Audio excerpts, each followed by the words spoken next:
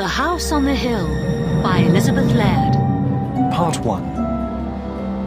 It was a beautiful summer evening. Paul was happy. No more exams.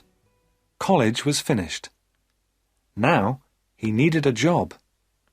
He wanted to be a writer and work for a newspaper. But first he needed a rest. It was hot in the house. There was no wind. "I'll go for a walk," said Paul to himself. "I'll go down to the river." Paul lived in a small town, and he was soon outside in the country. He walked near the river and watched the water birds. Suddenly, he saw the girl. She was standing alone, looking into the water. She was young and very beautiful. She had long dark hair, and she was wearing a pretty white dress. Paul went up to her. "Hello," he said. "What's your name?" "I'm Maria," she said, and she smiled at him. Paul and Maria talked for a long time. The sun went down. It was nearly dark. "I must go home," said Maria. "Where do you live?" asked Paul. "In the big white house on the hill," said Maria. "Where do you live?" "In the little brown house near the market," said Paul. They laughed, but Paul was sad. The house on the hill was big and important. Maria was rich, and he was poor, and Paul was in love. After that, Paul and Maria often met near the river. Maria always wore beautiful clothes. She always looked lovely. Paul thought about Maria all day and every day. One evening, Paul said, "Listen, Maria, I've written a poem about you." He took a piece of paper from his pocket and read the poem. "I met her in the evening by the riverside. Her dress was creamy white, and her hair with ribbon tied. She turned and smiled at me, and I asked her for her name. Though I am young and poor, my love will stay the same." "You are wonderful, Paul," said Maria. "I love your poem." Paul took Maria's hand. He looked into her eyes. "I love you, Maria," he said. "Do you love me?" She smiled. "Yes, of course I love you," she said. She stood up. "I must go home now." Paul was very happy. "She loves me. Maria loves me," he thought. Paul went home. The little brown house was small and poor, but it was always clean and tidy. Paul lived alone with his mother. His father was dead. That evening, his mother watched him. "What's happened, Paul?" she asked. "Why are you so happy?" "Oh, it's nothing, Mother," said Paul. His mother smiled. "He's in love," she thought. The next day, Paul and Maria met again by the river. Maria looked sad, but Paul did not notice. He took her hand. "Maria," he said, "I am poor now, but one day I am going to be a famous writer." Maria said nothing. "Will you marry me, Maria? Say yes. We will be so happy and—" He stopped. Maria looked at him for a moment. There were tears in her eyes. Slowly, she shook her head. Then she turned and ran away. "Maria!" shouted Paul. But Maria had gone. Paul went home slowly. He did not understand Maria. "What is wrong?" he thought. "She loves me, doesn't she?" His mother was waiting for him. She saw his face. "Oh, poor boy," she thought. "The girl doesn't love him." Paul and his mother ate their supper in silence. Suddenly, somebody knocked on the door.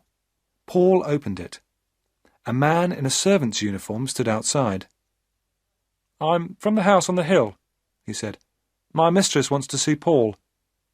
"Oh, that's me," said Paul. "Can you come with me now?" said the servant.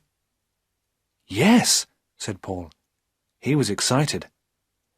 "Perhaps Maria has changed her mind," he thought. "Perhaps she does want to marry me." Paul's mother stood at the door of the house. She watched Paul and the servant. "The house on the hill," she said to herself. "I know those people. A rich old woman and her beautiful daughter. My poor son." It was not far to the house on the hill. The servant took Paul up the wide steps and into the house. Paul was excited, and his heart was beating fast. Everything was rich and grand.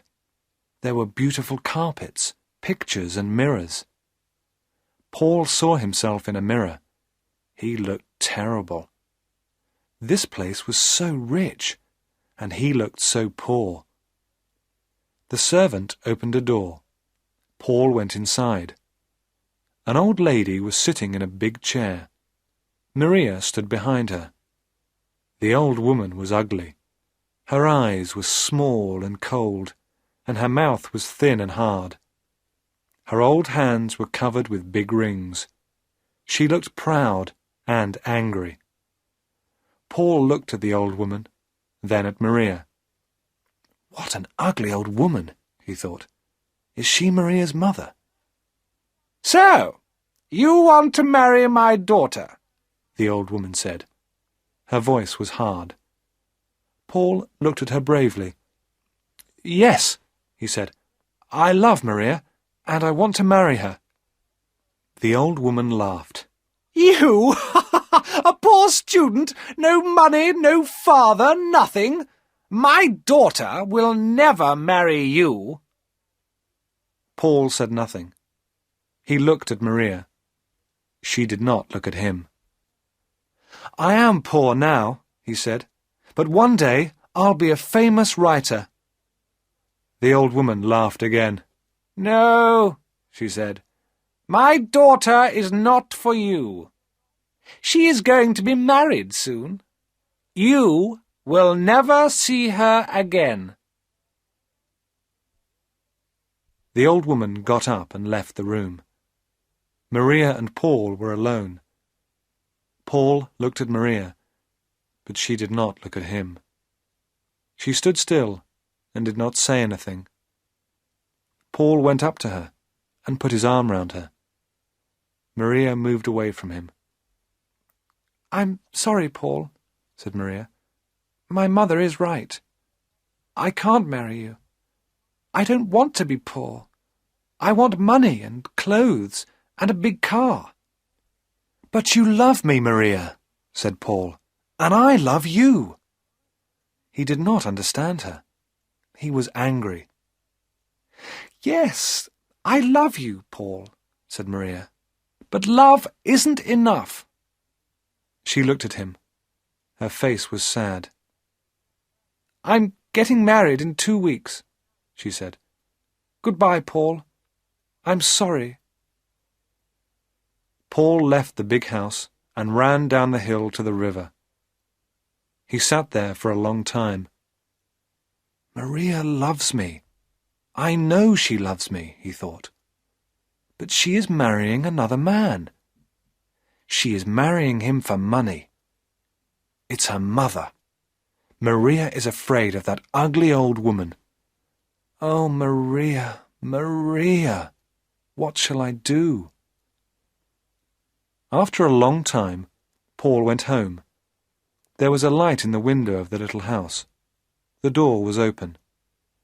His mother was waiting for him. She looked at his face, then she put her arms round him. "They are bad people, my son," she said. "You must forget her." Part 2. For many days, Paul did not see any of his friends. His mother was worried about him. He did not talk to her. He did not eat or sleep. He often went to the river and sat there alone. All the time he thought about Maria. One day he saw a headline in the newspaper. Rich Man's Beautiful Bride. There was a picture of Maria and her husband. She was wearing a long white dress and a diamond necklace. Her husband was old and fat. Paul turned the newspaper over angrily. There was a large notice on the back page of the newspaper. It was an advertisement. Paul sat down and read the advertisement carefully. Story competition. Write a story and win a prize. Our story competition offers a chance to young writers to win recognition and earn money. Stories can be on any theme, but must not be longer than 1,500 words. Send your entry to this newspaper before the end of the month. First prize, £500. 10 other prizes of £50. This is my chance, he said to himself. I'll write the story of Paul and Maria, and I'll win the competition. She'll read our story, and she'll be sorry. Paul was very busy now. Every day he got up early and worked at his story. His mother watched him. She was pleased. He was eating his food again. He was talking and smiling. Sometimes Paul felt pleased with his story. It was a good story. But sometimes it was difficult to write. He was unhappy, and he wanted to stop writing. But he did not stop. At last, the story was finished. Paul read it to his mother. She was very pleased. "Oh, it's a good story, Paul," she said. "It's very good." Paul wrote the story out again carefully and sent it to the newspaper. 2 weeks later, a letter came from the newspaper. Paul did not open it. He was too excited. He gave it to his mother. "You read it for me, Mother," he said. His mother opened the letter and read it. "Oh, read it yourself," she said, and gave it to him. She was laughing and crying too. Paul read the letter. "Dear Sir, I am very happy to inform you that you have won first prize in the story competition. If you would kindly call at this office on Thursday at 10 a.m., the manager will present you with your prize." Paul jumped up. He danced round the kitchen and waved the letter from the newspaper. "I've won!" he shouted. "Mother, I've got the prize! I'll be a writer! We'll have some money at last! I'll buy you a new dress and some furniture for the house." He stopped. "Will Maria see my story in the paper?" he asked. His mother looked at him.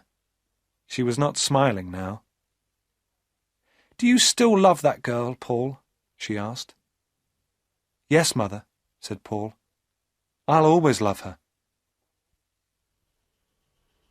On Thursday, Paul went to the newspaper office. The manager was very friendly. "Your story is good," he said. "Very good indeed. Here is the prize money." He gave Paul an envelope. £500. Paul did not believe it. He thanked the manager and started to go. Don't go," said the manager. "I want to talk to you. What's your job?"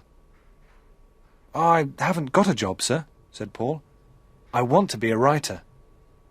"Good," said the manager. "We need young men like you. Come and work on our newspaper." Paul was very surprised. "You want me? On your newspaper?" "Yes. Yes, of course I'll come," he said. Part 3. Paul loved his work on the newspaper. He worked hard, but he did not forget Maria. One day, a reporter came into the office. Listen, everybody, he said. Here's a story for the paper. Do you remember that beautiful girl Maria and her rich husband? There was a photograph of the wedding in our paper. She ran away from her husband last week. Everybody in the office stopped talking. This was news. Paul sat still. He felt cold. Maria left her husband, he thought.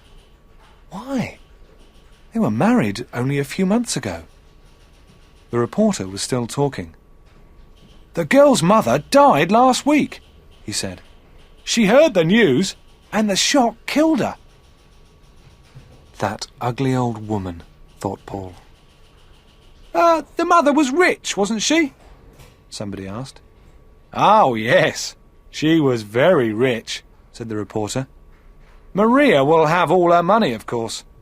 And her husband gave her a lot of money, clothes, jewels, and a car. Maria is a very, very rich woman. I don't like rich women, said another reporter. Maria is rich, said Paul, but she is also gentle and kind and... He stopped. Do you know Maria? The reporter asked. Yes, said Paul quietly. I know Maria. Well, said the reporter, somebody must go to her mother's funeral. We need a report about it for the paper. Why don't you go, Paul? Paul went to the funeral the next day. It was a long way to the church, but he walked. He wanted to think. Maria loved me, he thought, but she married another man. Why? Because she was afraid of her mother. But now her mother is dead. Paul was happy, and he was sad. He was at the church now. Crowds of people were there. It was a big funeral. There were many big black cars outside the church. In the first one was the coffin. There were a lot of flowers on the coffin and on the roof of the car. Paul stood at the back of the crowd. He took out his pencil and paper. He wrote about the cars and the people. Then he saw Maria. She was wearing a black dress. She looked sad, but very beautiful. She was standing alone. Nobody spoke to her. Nobody went near her. The man next to Paul spoke.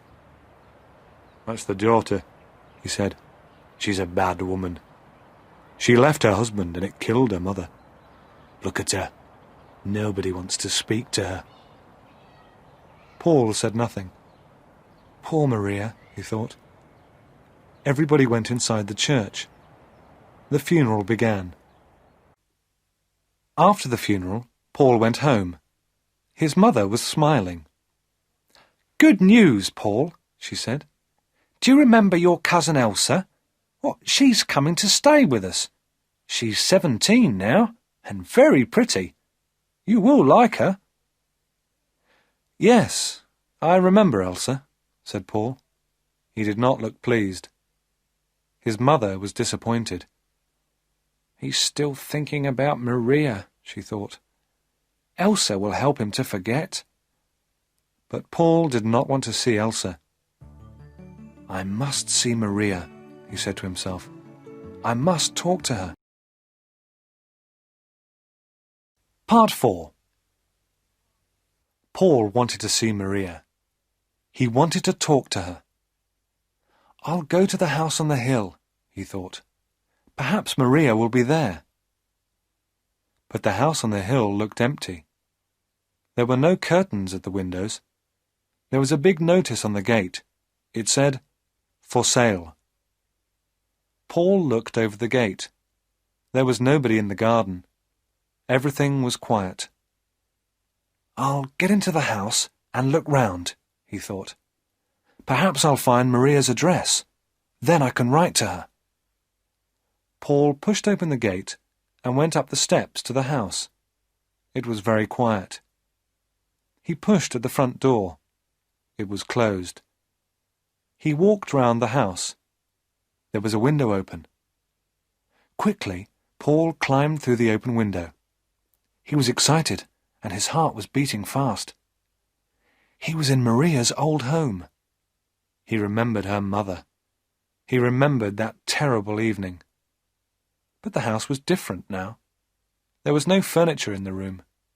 There were no carpets and pictures. It was empty. Paul felt a little afraid. Is anybody in the house? He thought. No.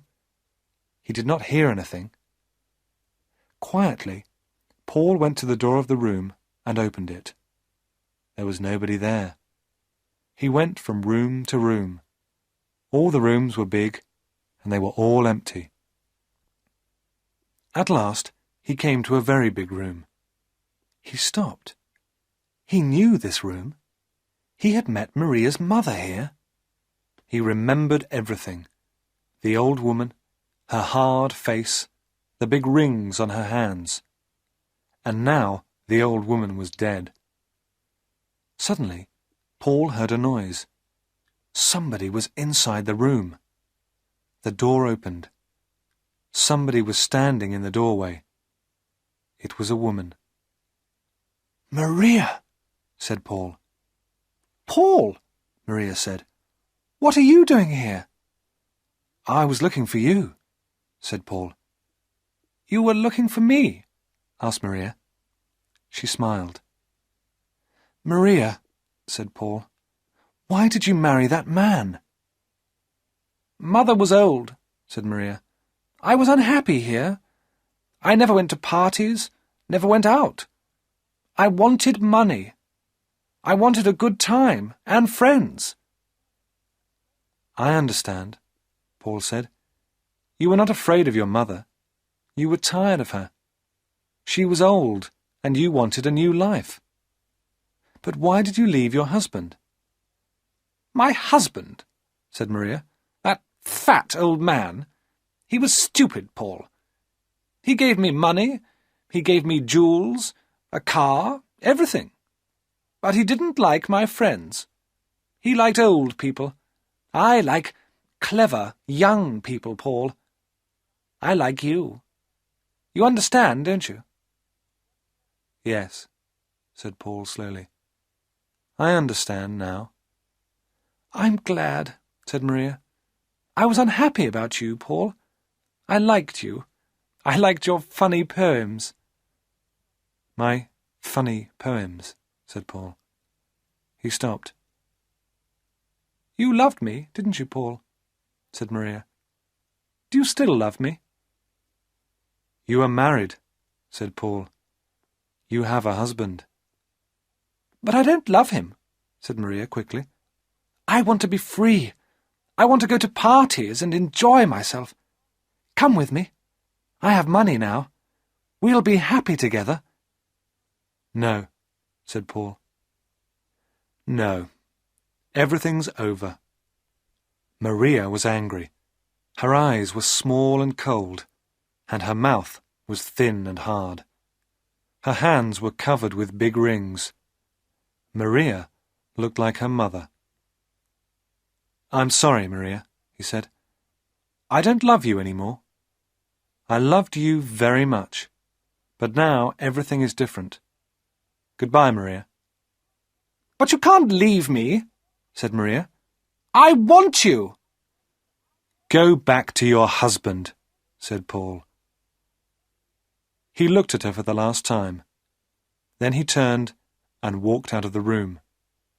Paul left the house on the hill and walked home. He was free. "I was a fool," he thought. "Maria never loved me. How stupid I was. Maria is beautiful, but she is hard and cold. She is like her mother. I loved Maria's beauty, but I never loved Maria." It was a lovely evening. Paul felt very happy. The door of the little brown house was open. His mother was at home. She was talking to a pretty girl. "Paul," she said, "this is your cousin Elsa." "Hello, Elsa," said Paul. He smiled.